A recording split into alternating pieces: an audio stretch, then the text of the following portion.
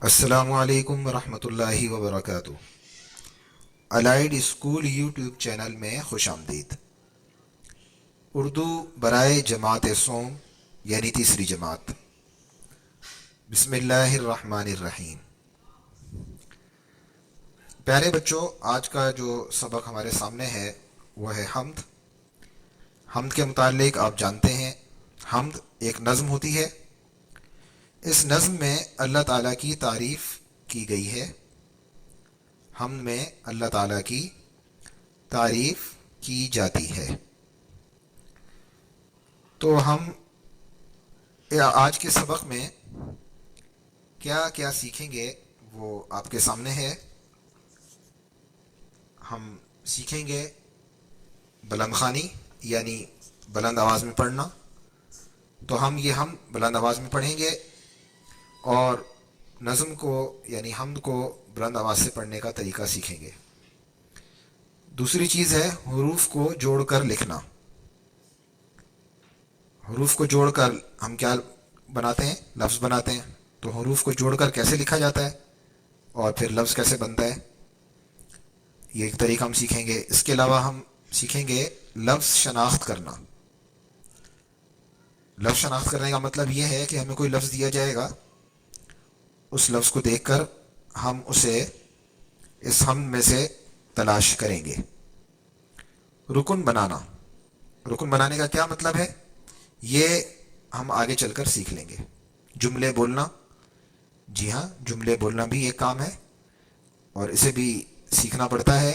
اگرچہ آپ بہت سے جملے بولتے ہیں لیکن جملے بنانا اور پھر جملے بنا کر بولنا یہ ایک کام ہے۔ تو یہ کام بھی ہم آج انشاءاللہ تعالی سیکھیں گے۔ آگے چلتے ہیں اور سب سے پہلے ہم اس حمد کو بلند آواز میں پڑھیں گے۔ تو چلیے تیاری کیجئے بلند آواز سے سن کر پھر خود بلند آواز سے پڑھنے کی۔ تو آئیے۔ سبھی کچھ خدا کا بنایا ہوا ہے، سبھی کچھ خدا کا بنایا ہوا ہے، یہ گلشن اسی کا لگایا ہوا ہے، یہ گلشن اسی کا لگایا ہوا ہے، یہ خوش رنگ پھول اور پھل پیارے پیارے، یہ خوش رنگ پھول اور پھل پیارے پیارے، یہ دن اور سورج، یہ چاند اور تارے، ہر ایک شے پہ میرے خدا کی نظر ہے، ہر ایک شے پہ میرے خدا کی نظر ہے، وہ سب جانتا ہے اسے سب خبر ہے، وہ سب جانتا ہے اسے سب خبر ہے، اجالا ہو یا چھا رہا ہو اندھیرا، اجالا ہو یا چھا رہا ہو اندھیرا، ہے اس کی نظر میں ہر ایک کام میرا، ہے اس کی نظر میں ہر ایک کام میرا۔ تو اسے تحت لفظ پڑھنا کہتے ہیں یا بلند خوانی۔ بلند خوانی ہم نے حمد کی تو امید ہے کہ آپ سب بچے اسی طرح اس کی بلند خوانی کریں گے، اس طرح پڑھنے کی مشق کریں گے۔ اب ہم آگے چلتے ہیں۔ ہمارے سامنے ہے خاص الفاظ، یعنی کچھ خاص الفاظ جو اس حمد میں آئے ہیں، ہم ذرا انہیں دیکھ لیتے ہیں۔ خوش رنگ کا مطلب ہے ایسا رنگ جو ہمیں اچھا لگے، پیارا رنگ۔ گلشن باغ، اجالا روشنی، اندھیرا تاریکی، شے چیز۔ تو یہ خاص الفاظ ہو گئے۔ اب ہم آگے دیکھتے ہیں، آگے کیا لکھا ہے؟ حروف جوڑیں اور پڑھیں۔ تو ان حروف کو ہم جوڑیں گے اور جوڑ کے پڑھیں گے تو ہمیں پتہ چلے گا کہ ایک لفظ بن گیا. دیکھیے سب سے پہلے خدا، خ، دال، الف، یہ تینوں حروف ہیں. خ کی آواز ہے خ، دال کی آواز ہے د، الف کی آواز ہے آ. تینوں آوازوں کو ملائیے، خدا، لفظ بن گیا خدا. آگے دیکھتے ہیں، ہمارے سامنے چار حروف لکھے ہوئے ہیں، یہ چار آوازیں ہو گئیں. ہر حروف کی آواز دوسرے سے مختلف ہے. ہم چاروں آوازوں کو ترتیب سے لیں گے تو ایک لفظ بن جائے گا.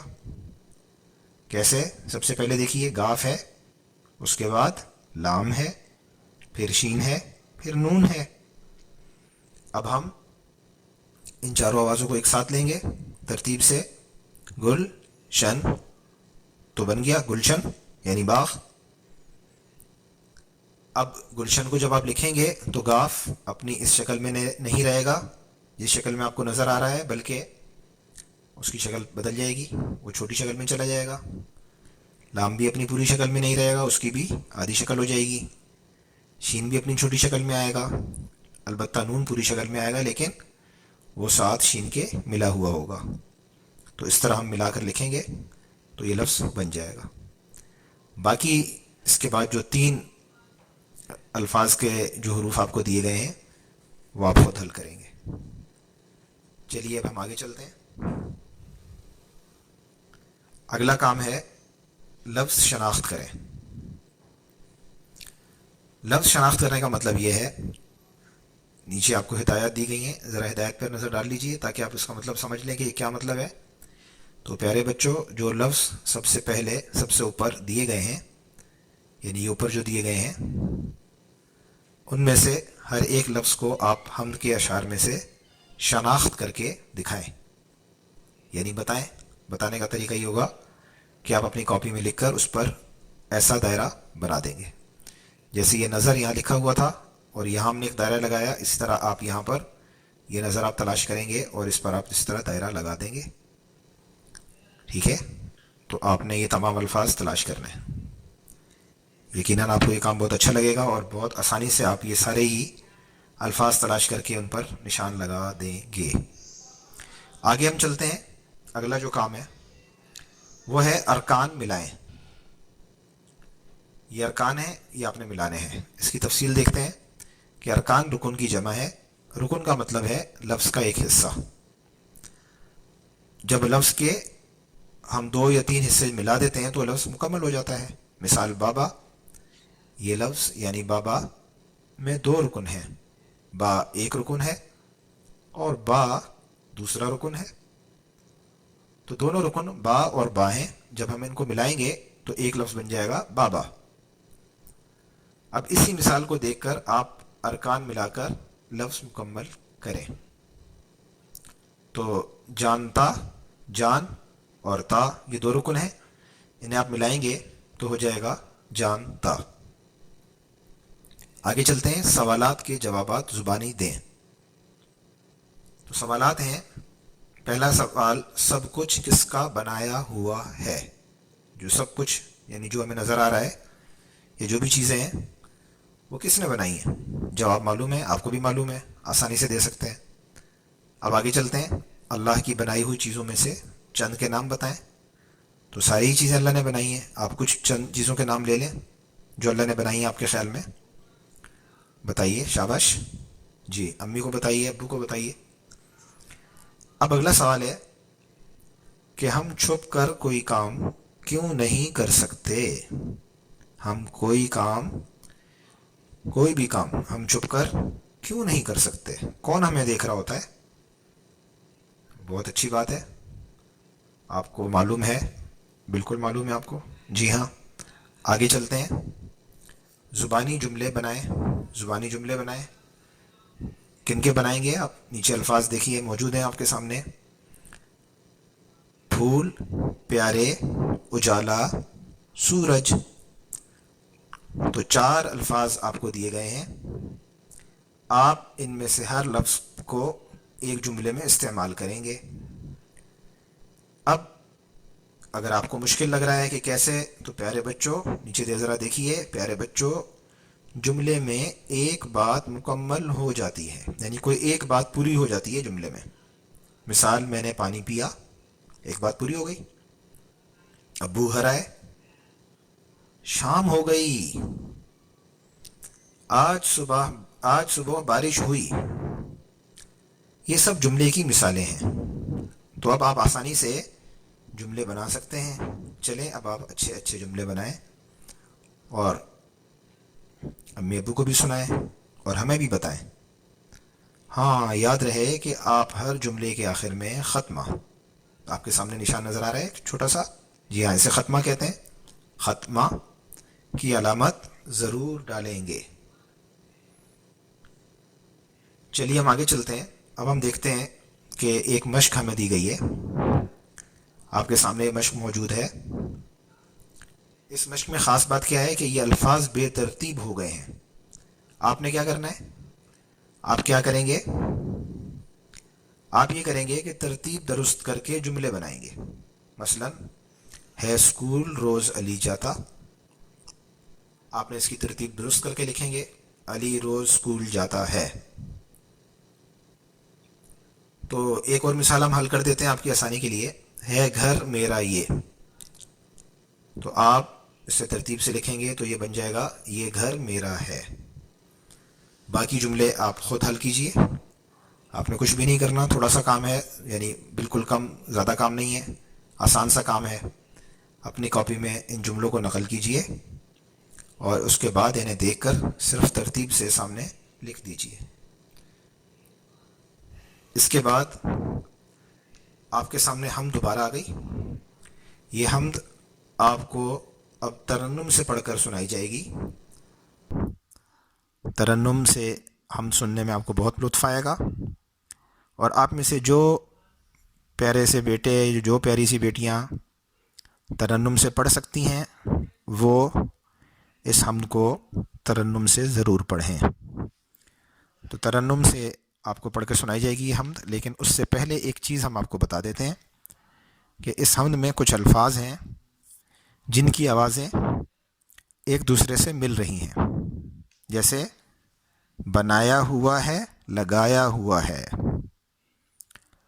آگے دیکھیے پیارے، اور اس سے اگلی لائن میں دیکھیے تارے، پیارے تارے. ان کی آوازیں آپس میں مل رہی ہیں. آگے دیکھیے نظر ہے، خبر ہے، یہ بھی مل رہی ہیں. اور اندھیرا اور میرا، یہ بھی ان دونوں الفاظ کی جو آوازیں ہیں وہ آپس میں مل رہی ہیں. تو معلوم ہوا کہ نظم میں کچھ ایسے الفاظ بھی آتے ہیں جن کی آوازیں آپس میں مل رہی ہوتی ہیں. اب آپ سکون سے، اطمینان سے، ترنم کے ساتھ اس حمد کو سنیں، اور اس کے ساتھ ہی ہمارا آج کا سبق ختم ہو جائے گا. تو سبھی کچھ خدا کا بنایا ہوا ہے، یہ گلشن اسی کا لگایا ہوا ہے.